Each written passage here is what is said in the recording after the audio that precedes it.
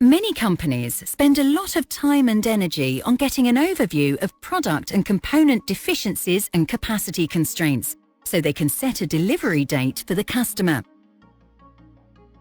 Precise delivery information is extremely important for all companies, and when the unexpected happens, for example, supplier failure, and vital components are not delivered or arrive late, what are the consequences? Item planning can provide accurate answers to these questions. Item planning consists of several submodules.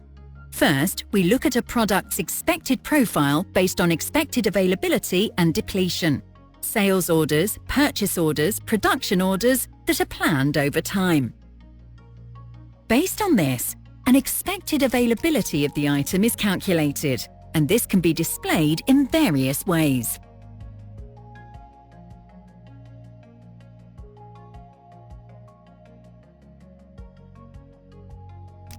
The scheduler can simulate quantity and date changes and see the consequences immediately.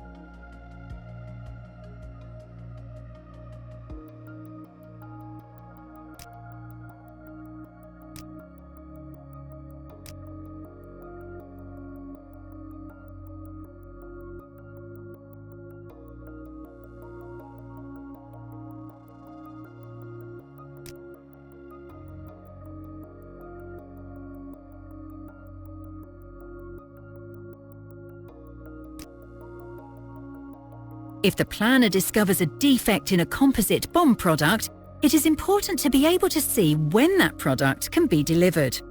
The task, therefore, is to determine any material restrictions. That is, when these are resolved and when production can complete the product.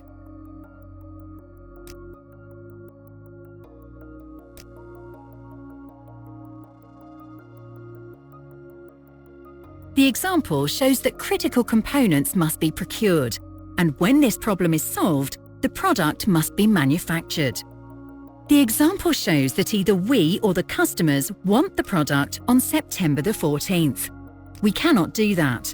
We must buy components, and the earliest date that we can have components in-house is October the 7th. Then product must be made. Without overloading production, the earliest delivery we can offer is December the 17th. In the process, the planner can see different views of the product. Item planning also offers other highly effective overviews: shortage overviews for sales orders and production orders, critical items, etc. For example, we can check for material shortages for planned production startup this month. Item planning is essential to delivery of excellent customer service and accurate internal planning.